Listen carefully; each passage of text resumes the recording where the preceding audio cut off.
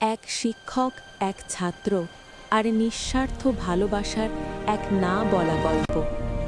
মালদার পুরাতন ১৮ মাইল মোড় বাজারের কোলাহলের মাঝেই গড়ে উঠেছিল এক স্বপ্নের ঠিকানা, ওয়েন ইন লাইফ আবাসিক মিশন।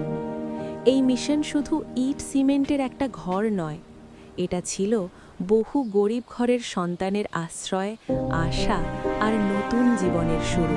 এই মিশনের প্রতিষ্ঠাতা ছিলেন আমিরুল শেখ স্যার, একজন সাধারণ মুসলমান পরিবারের সন্তান। বয়স তখন মাত্র ২৭ বছর। বয়সী তরুণ হলেও চিন্তায় ছিলেন পাহাড় সমদৃঢ়।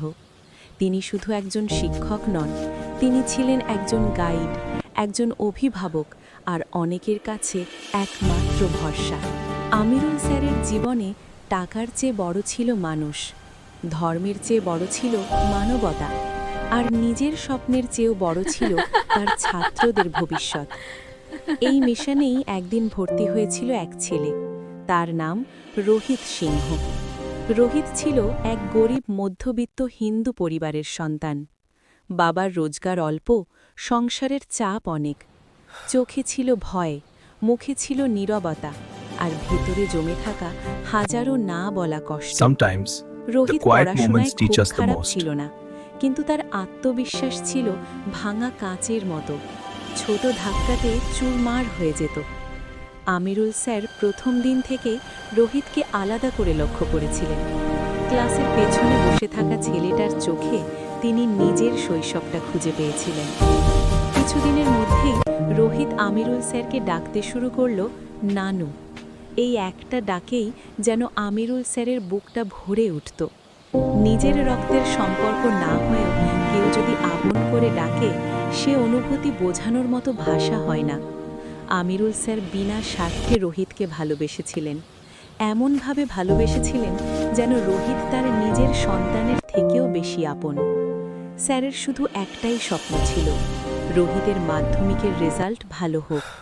তিনি চাইতেন একদিন রোহিত ডাক্তার হোক, সাদা এপ্রন পরে মানুষের সেবা করুক, গরিব মানুষের মুখে হাসি ফোটাক। এই স্বপ্নের জন্য স্যার কত রাত জেগেছেন কেউ জানে না। রোহিত ঘুমিয়ে পড়লেও স্যার বসে থাকতেন তার পড়ার টেবিলের পাশে। কখনো টাকা না থাকলে নিজের পকেটের শেষ টাকাটা দিয়ে বই কিনে দিতেন। কখনো অসুস্থ হলে নিজেই নিয়ে যেতেন ডাক্তার দেখাতে। রোহিতের জন্য স্যার কেঁদেছেন, চুপচাপ, নিঃশব্দে, কাউকে না জানিয়ে। সময় যেতে যেতে এই শিক্ষক ছাত্রের সম্পর্ক শুধু ক্লাসরুমে আটকে থাকেনি, দুজনের পরিবারের মধ্যেও একটা অদ্ভুত আত্মীয়তার বন্ধন তৈরি হয়ে গিয়েছিল। কিন্তু সব ভালোবাসা কি সমানভাবে ফিরে আসে? রোহিতের ভেতরে কোথাও একটা ছিল হিন্দু মুসলমানের ভেদাভেদ। সে স্যারকে ভালোবাসলেও এই ভালোবাসার গভীরতা সে বুঝতে পারেনি। আমিরুল স্যার অনেক বুঝিয়েছেন, বলেছেন মানুষ আগে, ধর্ম পরে, ভালোবাসার কোনো ধর্ম হয় না। অনেক সময়ের পর রোহিতের ভেতরের সেই দেয়ালটা কিছুটা হলেও ভাঙে, কিন্তু ঠিক তখনই জীবনে আসে নতুন মোড়, একটা মেয়ে আর গ্রামের কিছু বন্ধু। ধীরে ধীরে রোহিত বদলাতে থাকে। ফোনে বেশি সময়, পড়াশোনায় অমনোযোগ, স্যারের কথায় বিরক্তি। আমিরুল স্যার সব বুঝতেও চুপ করে থাকেন, কারণ তিনি জানতেন ভালোবাসা জোর করে ধরে রাখা যায় না।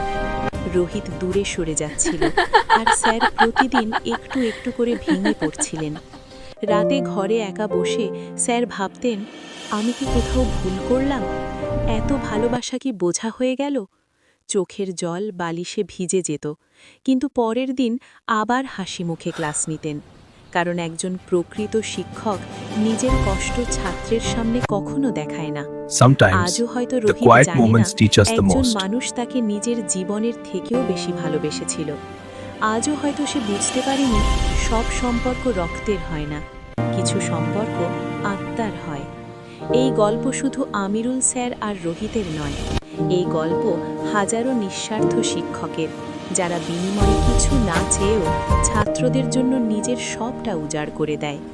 কিছু ভালোবাসা থেকে যায় অপ্রাপ্ত, অব্যক্ত, অথচ